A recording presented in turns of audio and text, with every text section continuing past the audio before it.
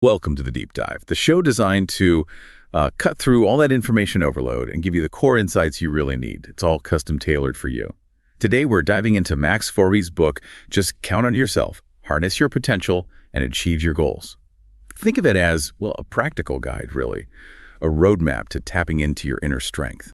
Yeah, and unlocking your life through self-reliance. It's a really insightful book. And knowing a bit about Max Foroughi himself adds a lot of context. He holds a PhD in biomedical engineering, founded Biomediska Inc., sure, but he's also an immigrant who navigated some pretty significant challenges. Ah, okay. So his personal journey informs the book. Absolutely. It directly shapes his core belief that, at the end of the day, no one can truly help you achieve your goals other than yourself. You really feel that conviction. He mentions she personifies the hope, determination, and resilience he tried to capture in the book. That's powerful. So our mission today is clear then. We're going to pull out the most important nuggets from this book, give you a kind of shortcut to understanding how you can harness your potential, hit your goals, and, well, become truly self-reliant. Ready to unpack this? Let's do it. Okay, so Max Foroughi kicks things off with this really foundational idea: self-reliance. He's basically arguing that the path to success and fulfillment, it doesn't start with, external praise or validation. It starts by recognizing the power that's already inside you, shifting focus inward. Exactly. And what's really key here is how he talks about the power of believing in yourself. He positions it as the absolute cornerstone. When you genuinely have faith in your own abilities, it's not just a nice feeling, it actually triggers a whole bunch of practical benefits. Okay, like what? Well, first off, it boosts your confidence. And this isn't just, feeling good. It's something you build by tackling challenges, trusting your gut decisions, being assertive, things like positive self-talk, setting goals you can actually reach, celebrating wins. Those are like the training exercises. Right, building that muscle. Precisely. And then that belief, it fuels increased motivation. It's like this internal engine just keeps you pushing forward even when things get rough. Having a clear vision, something meaningful to you, and breaking it down into smaller, manageable steps, that really ramps up the drive. And it's not just about starting strong, is it? It's about keeping going. You got it. Self-belief directly builds resilience and grit. That crucial ability to, bounce back when you get knocked down and just keep that determination. This comes from adopting what's called a growth mindset, seeing setbacks as learning moments, not failures. Mm-hmm. And importantly, taking care of yourself so you actually have the energy to persist.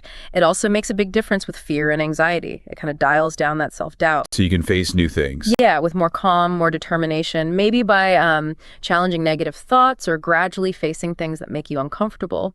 And all this leads to enhanced performance. People who truly believe they can do something, they just tend to perform better across the board. Okay. And the payoff for all of this: greater satisfaction and fulfillment. You aim higher, you take action, and that leads to a richer, more rewarding life.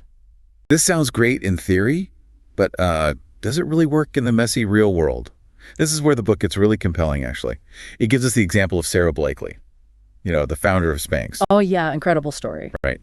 Imagine starting with just $5,000, selling fax machines door to door. Her big idea: footless pantyhose. She got rejected constantly. Hosiery mills told her flat out, no way, it's unfeasible, you don't have the experience. No fashion background, no retail. Nothing. But Sarah's belief in herself, in her idea, it was just rock solid. She spent 2 years working on it, refining it, patented it herself, tested it on her friends. Wow. 2 years. Yep. And that unwavering self-belief led to a billion-dollar company. Youngest self-made female billionaire at the time. What really jumps out at you about her journey? More than just the persistence. Well, what's striking is how her self-belief let her innovate outside the existing roles, She wasn't looking for permission slips. And Max points out this isn't unique to her. Think about Thomas Edison. The light bulb guy? Right. Famously finding 10,000 ways that won't work. Or Oprah Winfrey rising above so much adversity. Malala Yousafzai's courage for education. J.K. Rowling. Harry Potter. From welfare to wizarding world. Exactly. Facing rejection after rejection. The common thread in all these stories, Max highlights: unwavering self-belief. It's not just helpful. It seems to be the fundamental engine driving transformation when the odds look impossible. That's a really powerful common thread. Okay, so once we sort of internalize this foundational self-belief, how do we actually apply it? Max argues that understanding and then using your unique strengths is absolutely critical. Yeah, definitely. Chapter 2.1 in the book gives a pretty clear process for identifying your unique talents. It starts with self-reflection, like what just comes naturally to you? What do you actually enjoy doing? When do you hit that flow state? Where you lose track of time. Exactly. Then seeking feedback. Ask people you trust, friends, colleagues, what they see as your strengths. They often notice things you don't. That's a good point. We can be blind to our own talents sometimes. For sure. Also, analyze past achievements.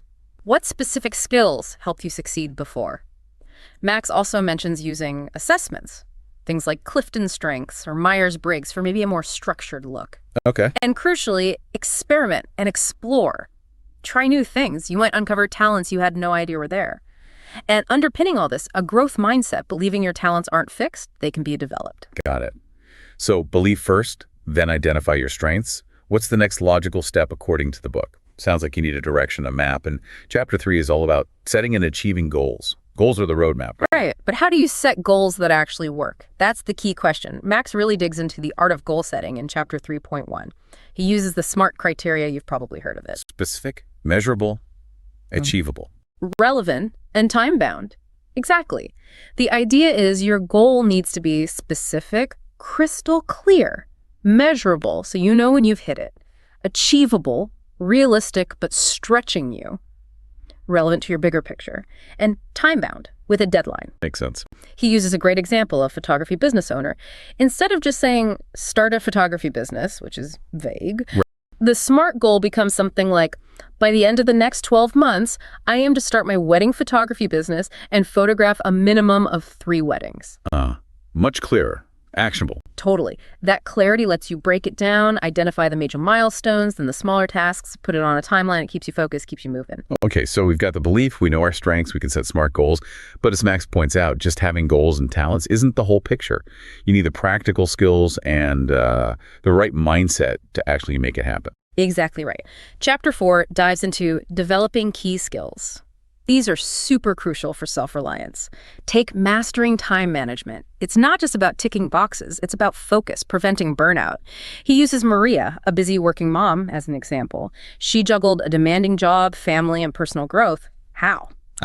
By creating a realistic schedule, breaking big tasks down, minimizing distractions, a big one, and regularly checking her progress. Okay, that sounds doable. Then there's cultivating effective communication. So vital, right? For relationships, for work. Alex, a software team manager, used active listening, open body language, adapting his style, and resolved a team conflict, actually improving collaboration. I like these practical examples. They really make you think, okay, how could I use that? They do, don't they? Yeah. Next up is enhancing problem-solving abilities. Facing challenges proactively. Think of Emma, the small bakery owner with declining sales. She didn't just worry. She took action. Systematically.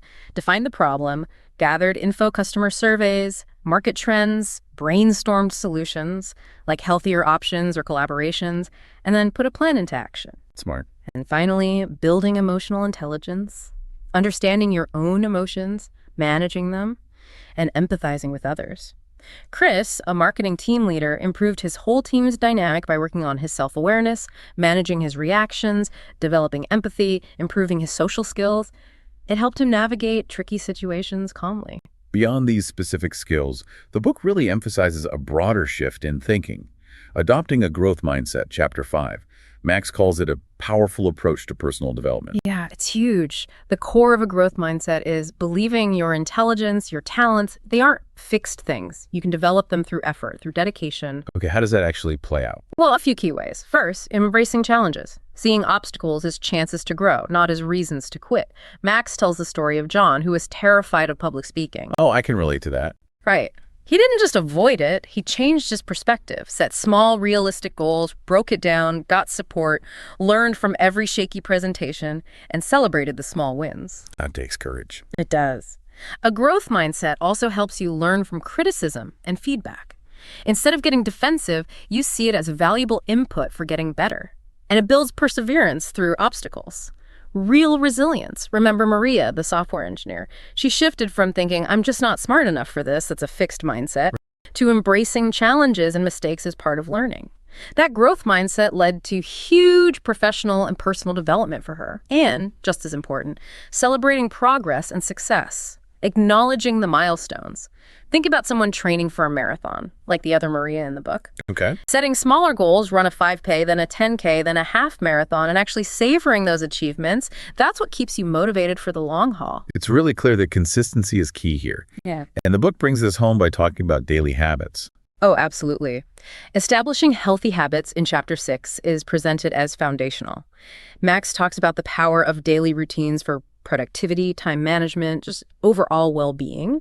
He gets into practicing self-discipline and nurturing positive mindfulness, not just as ideas, but as actual practices. So concrete things you can do. Yes. Sarah, the software engineer, is a great example. She intentionally built habits around regular exercise, good nutrition, enough sleep, mindfulness, taking breaks, social connection, and continuous learning. It wasn't just one thing, it was this holistic approach. And it boosted her well-being, her energy, her productivity. Habits create this, compounding effect. Okay, so after focusing so much on the self, Max is careful to point out that self-reliance doesn't mean isolation, does it? Relationships and learning are still vital, even when you're counting on yourself. That's such an important distinction. Chapter 8 is all about navigating relationships and networking. Max argues that genuine connections are crucial for growth, emotional support, career moves, just broadening your horizons. So how do you build that strong network? He suggests being intentional about it. Strengthen the relationships you already have. Show up at networking events. Use online platforms thoughtfully. Always aim to offer value, build trust. It's about reciprocity, not just taking. Emily, starting her PR career, is a good example. She intentionally connected with colleagues, bosses, joined associations, building real connections, not just collecting contacts. And it's not just having the network, right? It's how you work within it. Exactly. The book talks about collaborating effectively with others. This means setting clear goals together, figuring out roles, encouraging open communication, really listening, fostering trust. He uses the example of 5 software engineers building an app. They succeeded because they were clear on goals, assigned roles smartly, talked openly about problems, and adapted when things went sideways. Okay, teamwork makes the dream work, even in self-reliance. Kinda, yeah. But also, just as vital as connecting is maintaining personal boundaries. This is huge for self-care and keeping relationships healthy. Susan, the marketing manager, is the example here. She set clear boundaries around work hours. That's tough to do sometimes. It is. But she communicated them clearly to her boss and team, and then this is key, she consistently enforced them. It wasn't about being difficult, it was about avoiding burnout so she could actually perform better long-term and maintain her well-being. From connections, the book then pivots to the idea of continuous learning, which seems central for self-reliant people. Definitely. Pursuing lifelong learning in Chapter 9 is framed as absolutely critical, especially today with how fast things change. Max highlights the importance of continuous education. For your career, sure, but also for personal growth, staying adaptable, building confidence. Jane, the marketing pro, stayed current by reading industry news, going to conferences, joining groups, taking online courses. That directly led to her getting promoted. So staying curious pays off. Big time. And it's also about embracing new experiences, getting out of your comfort zone. Kevin, the software engineer, found new energy by joining a photography club, traveling, even taking up machine learning things outside his day job. Broadening horizons. Exactly. And finally, leveraging technology for learning. There are so many tools now. Online courses, webinars, podcasts like this one, apps, digital libraries. Sarah, another marketing pro, uses blogs, newsletters, online forums, getting certifications, constantly learning and evolving.